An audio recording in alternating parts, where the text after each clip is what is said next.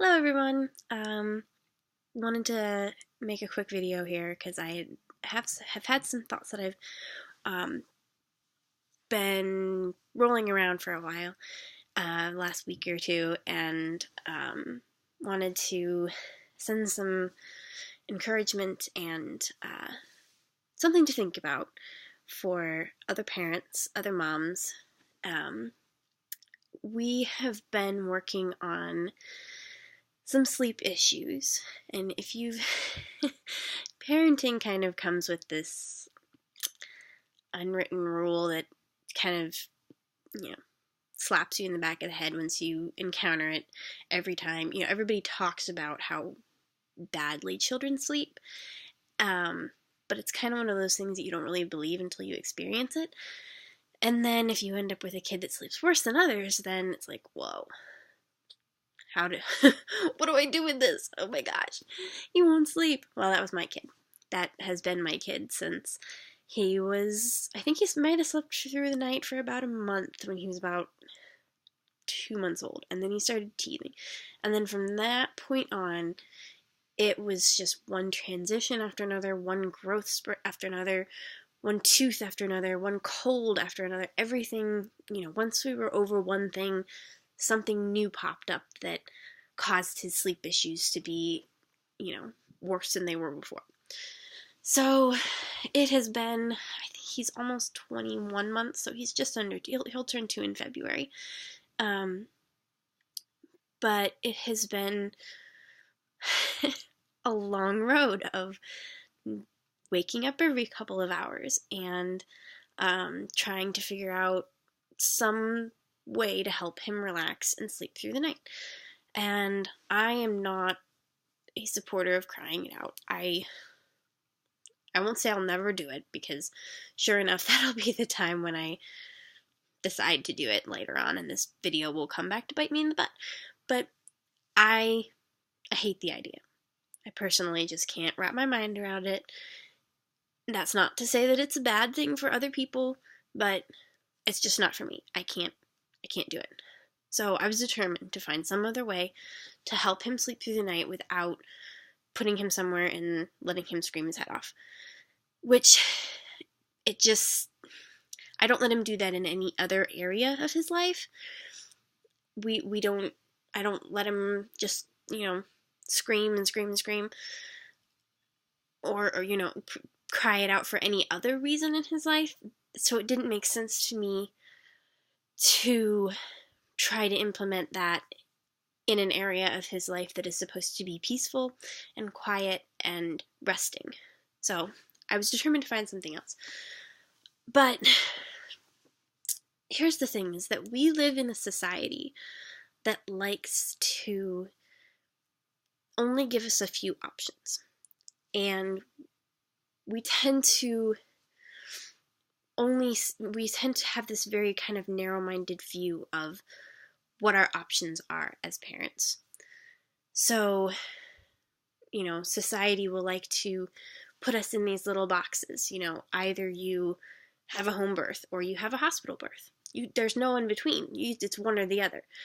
And whatever it is that you choose is going to be the wrong thing, And either you breastfeed or you formula feed. One or the other. That's how it works.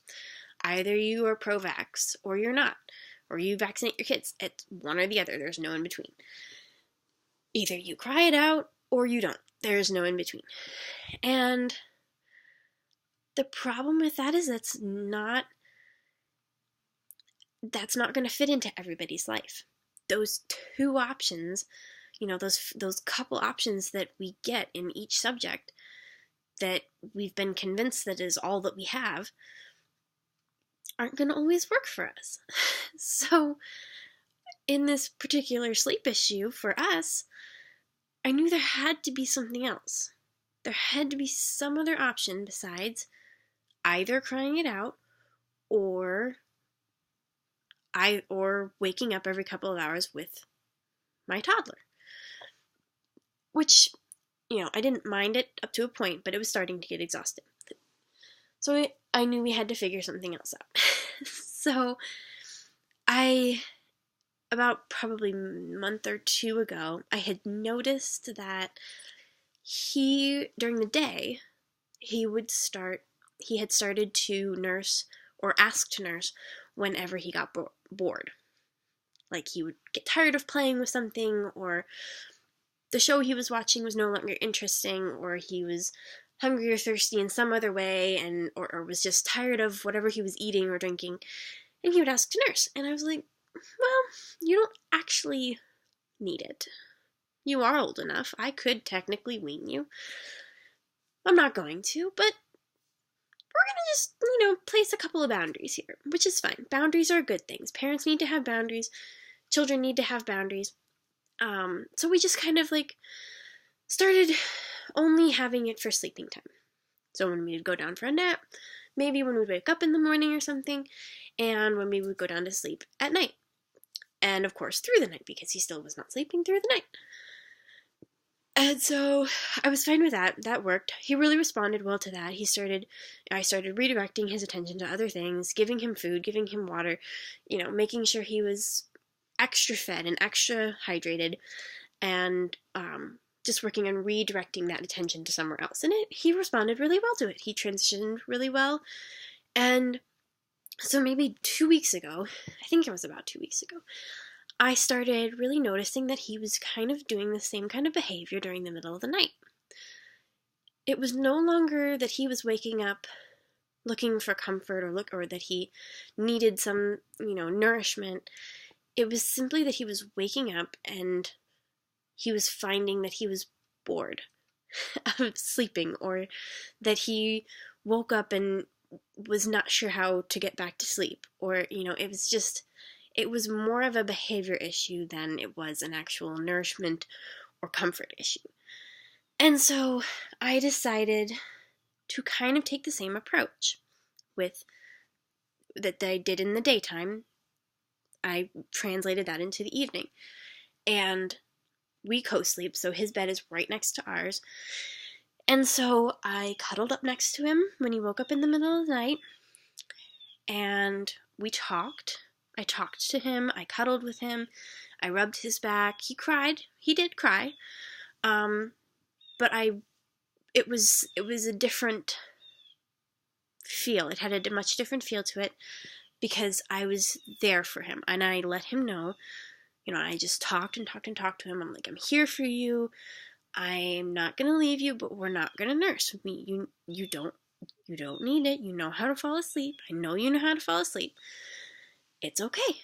Everything's fine. And I just kept saying those things over and over and over again to him. And it was less than 5 minutes, he fell back asleep. And it was fine. And within a few days, he was sleeping more than between 6 to 9 hours without waking up. And I'm so excited about that. And he really figured it out. He's had a couple of rough days, but usually that's because of what he's eaten the day before. We had a conference over the weekend, and he had way too many chips and juice boxes for one kid. But he's really responded well to it. He's figured out that he didn't need it, and Mama's there. And if he does wake up, we cuddle, we talk, we sing, we do whatever we need to do to get back to sleep, and I don't leave him until he falls asleep. I don't roll over or anything. I mean, there's nowhere for me to go since we're in the same bed, basically. But it just really reminded me that there's always another option. We're not stuck with one thing or the other. And I had a hard time figuring this out in my mind, because everybody was telling me either, you have this, you're co-sleeping and you're waking up and feeding on demand, or you put him in his own room and you let him cry it out. Those are your only options. Come to find out, there's another option. And I'd like to call it gentle crying it out, or co-sleeping crying it out, or something. I'd like to give it some sort of name, because it's kind of cool and it works for me. And I think there's a lot of other people who would really find something like this useful, because if you don't want to cry it out, you don't have to. If you don't want to feed on demand during the night with your almost 2-year-old, you don't have to. There's another option. There's this kind of in-between little option. And I think it's really important to kind of start talking about these middle ground options that do exist. You don't have to just have a home birth or just have a hospital birth. You can have a midwife attend your hospital birth and get the best of both worlds. You can give birth in a birthing center with midwives so that you get the feel of a home birth but with the hospital kind of setting. There's so many options. You can breastfeed a little bit and supplement with formula for ease or whatever. Or like my friend does, you supplement with goat's milk or whatever you have available. You can partially vaccinate and partially unvaccinate. You can homeschool and send your kids to a class for something. Or there's middle ground options that you can choose. And it's really comforting to know that you don't have to be on one side of the argument or the other. So that is my little story. Titus is taking a nap. His naps have been much shorter lately because he's sleeping through the night, which is okay. I'm okay with that. But there's more than one option. Do your research. Talk to people.